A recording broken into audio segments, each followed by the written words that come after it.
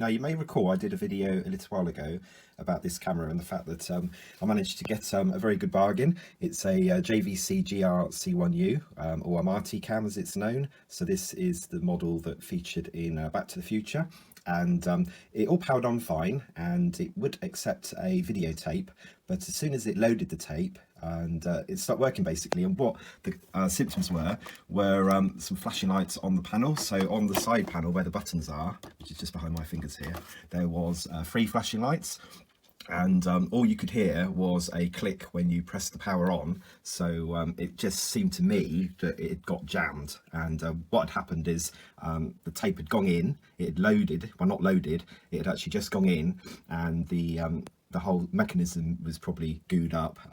It suffered from being in storage for all those years and not used, so there's quite a bit of sort of gunk on these sort of cogs here with the teeth.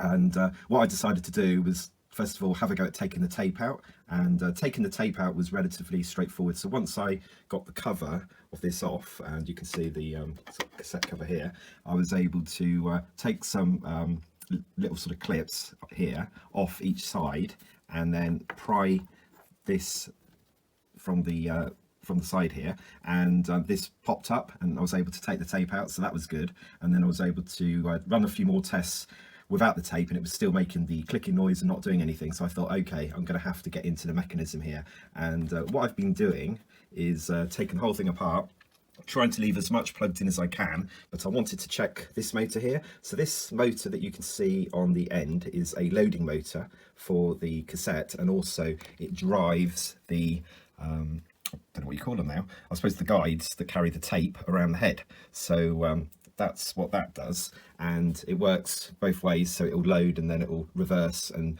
unload, and once it gets to its limit here, it'll pop up the actual cassette. So so that was the kind of thing I wanted to make sure was working and wasn't seized up. What I did first is I checked the belts, and I'll try to show them here. There's 2 belts. There's the main flywheel belt, sort of underneath my finger there, and then more sort of under my hand there, you can see a little wheel, and there's a smaller kind of thick belt there. And amazingly, after 40 years, they're not congealed. They still have good amount of tension, so the belts aren't the problem here. And the other thing that isn't a problem is there's a fuse on the circuit board, so that's all intact. And I guess that if that fuse wasn't there, then it would be totally dead. There'd be no lights at all on the display. So what I wanted to do was to get access to, there's a cog, if you can see, that basically comes out of the motor and with the teeth on, and that will drive the wheel there, or the cog there. Can I show that to you? Okay, so there's a cog just here, which is like vertical, and that drives the horizontal one here. And what I did is initially I just used my finger to loosen as much as I could underneath. So I was spraying around this area, and eventually, after meeting some resistance, it did start to ease up, so that was good. Now the next thing I did is I thought, okay, what I'll do is I'll try to get some power onto here. So this is a negative and positive arrangement on the top. So this is quite good because there's a plug here which you disconnect from one of the boards, and what you're able to do is apply voltage across, and you can basically load it and unload it. So that's the other thing I did. So what I did is I had a spare 7-volt sort of adapter. I'll just show you what happened when I apply voltage here. Okay, so what I'm going to do now is apply voltage to the motor, and hopefully you'll see this doing its thing. It's quite interesting to watch.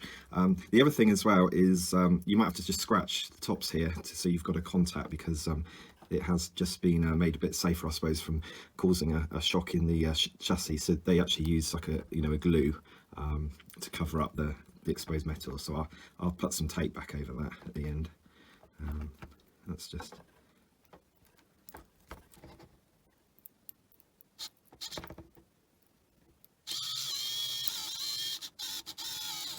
yep.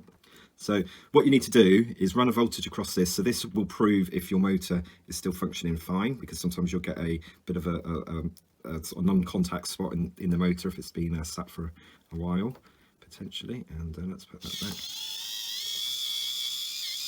There you go. And that's triggered the unloading, so that won't clip down again until I move it slightly forward. So you can either wind that by hand, or you can, there you go. So do that several times and that will test your motor, and also you might want to just lubricate this part here, and again on the side, the metal part on the side here, the wheels, the cogs, and I would say that you'd be good to go to have a go at putting it all back together again. Look at that little beauty. The amount of circuits, boards, components nestled on this machine. To think it was I think it was actually the first complete video camcorder that had the lens and the video recording part in one system, so you didn't have to carry a separate video recorder unit to the camera. So this is heavily integrated for its time, and it is quite something. The amount of time to make something like this, and when you take apart a smartphone these days, wow, isn't it amazing, the miniaturization of everything over a 40-year or so period. So this is 40 years ago basically, and yeah, I think I've got all the push connections in.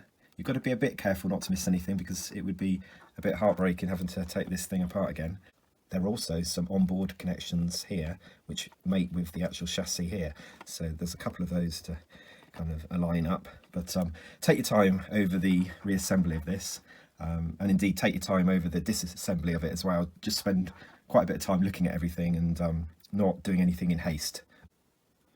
So these connectors are pushed back in now into this board, and I had a good check, made sure that all of the connectors between the boards on this particular part of the machine are connected.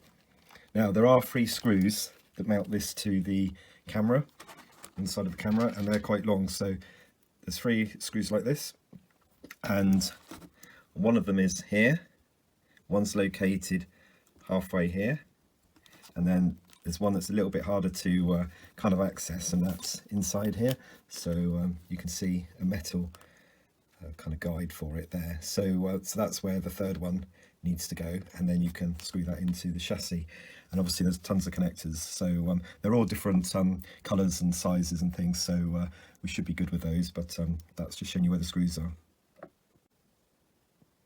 So that's the video system part in situ. So you can see the screws seem to be in the rough places where they need to line up. Once I've got these other connectors in, then I will tighten the screws in case I've got to remove anything. So just taking it nice and slow. This is the first attempt to power on after assembling everything, and hopefully nothing will short, and hopefully I haven't broken anything particularly off of the lens assembly. So it's, I kind of tried to keep that in situ without unplugging everything, but hopefully I've not damaged anything there. Okay, so let's put some power to it and see if I have anything on the display. Okay, I've got a 0 on there, so that looks reasonable, and the power on is at the front. Now it's done the same thing as before. It's made a click.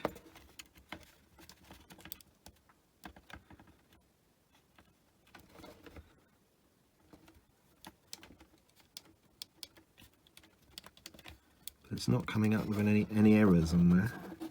So that's something. Is everything plugged in?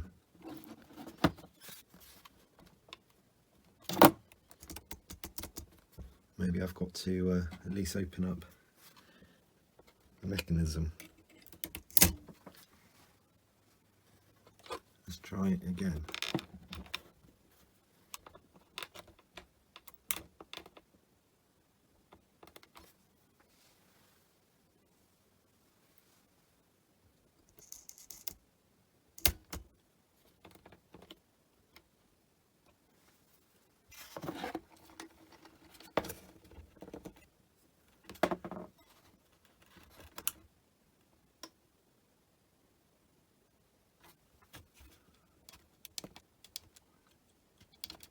It doesn't seem to be receiving any error this time, but potentially if if it thinks it's in a different position to what it is, maybe that's why it's not doing anything.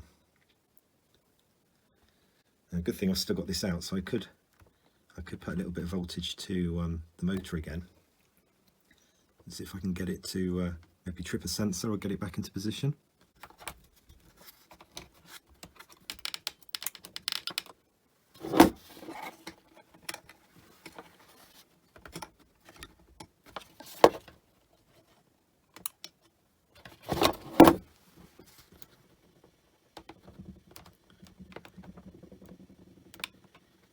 We have a spinning head. Okay, I've driven the mechanism into a different location.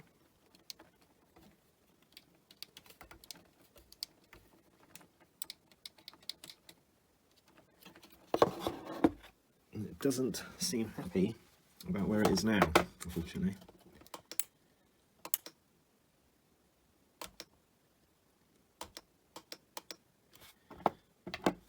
So I need to know what the reset procedure is, because the thing we're getting now is the free flashing light. So you have one on the reverse play and stop eject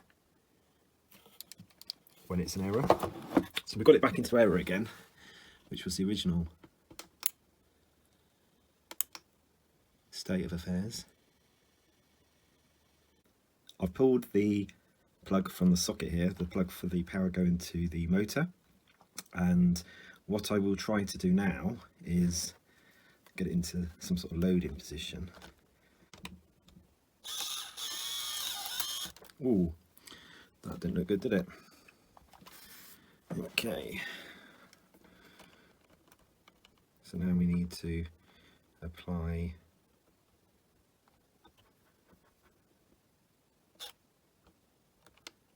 the other way.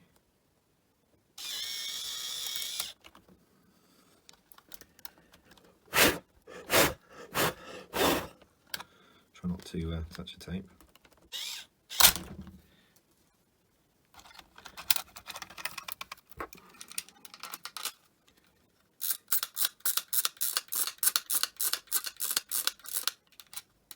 So make sure it's all okay. That won't want to stay down until it starts the next positive move. So what I'll do is I'll just get it to go forward slightly. There you go.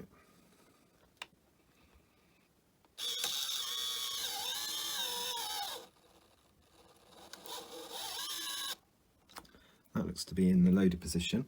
So what I'll do is I'll take this and plug it back in, put power to it. So now it's in a loaded position.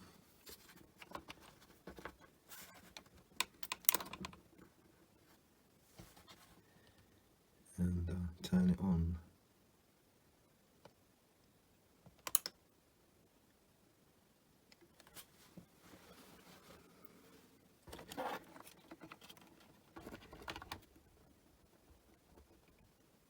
It's coming up error again. So that could be again because it's gone too far in. So getting it to line up is a bit problematic. There's no error on the panel, it just wants to stop or eject. That's the options it kind of gives you, but I can't work out why it's not driving this motor at all. The only thing I can think now is if a mode switch is involved. I don't know much about these decks, but obviously VHS decks did have mode switches and they would be located underneath. So could it be that that needs a clean? And right near to the actual drive motor, which is what I've been mucking about with here, as you saw previously, you can see there's a mode switch and it's actually situated on top. So sometimes, well, normally these get located underneath the chassis, but in this arrangement it looks to be in a fixed position, several wires coming out of it here, and there appears to be a plate. Looks relatively easy to take that off. So I'll reject this carriage and I'll take this plate off and see if it's anything that can be taken apart. There's just 3 screws. And a little bracket there.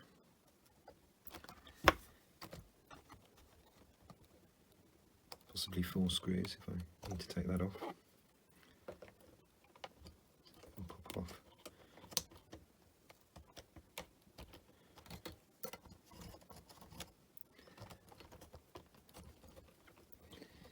Might need a little bit more off there.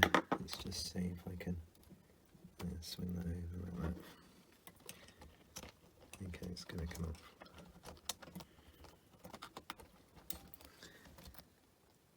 So it looks pretty self-contained, and it lines up on here. So I wonder if just moving it around will be enough to clean it. So just turning this around in itself may disturb some of the muck on the contacts, if there is any. Because remember, this machine's been sat for probably 30 out of those 40 years, possibly longer. Okay, let's try some power.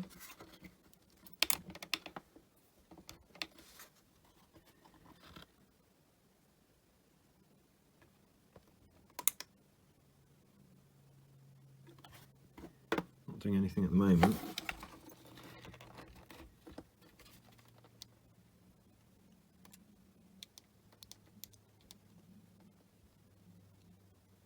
Not even trying to do anything, is it?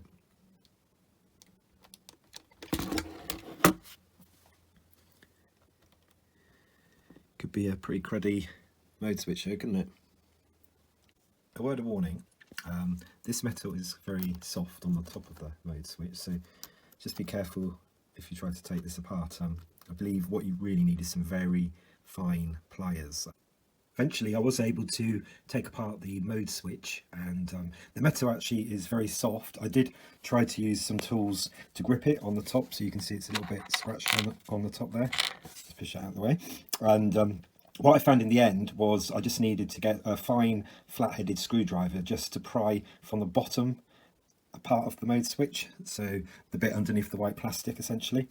And I was able to just increase the screwdriver size and eventually pop that middle section out. So it seems to be held on just by the pressure of the of this part here. So it just kind of it's really just a push fit basically. So I was expecting to see this to be quite dirty and needed cleaning, but to me this looks reasonable. So maybe my issue isn't with the mode switch, but I will anyway give this part a bit of a clean just in case some of those contacts might not be contacting the contact points on here. So that's what I'm going to do next.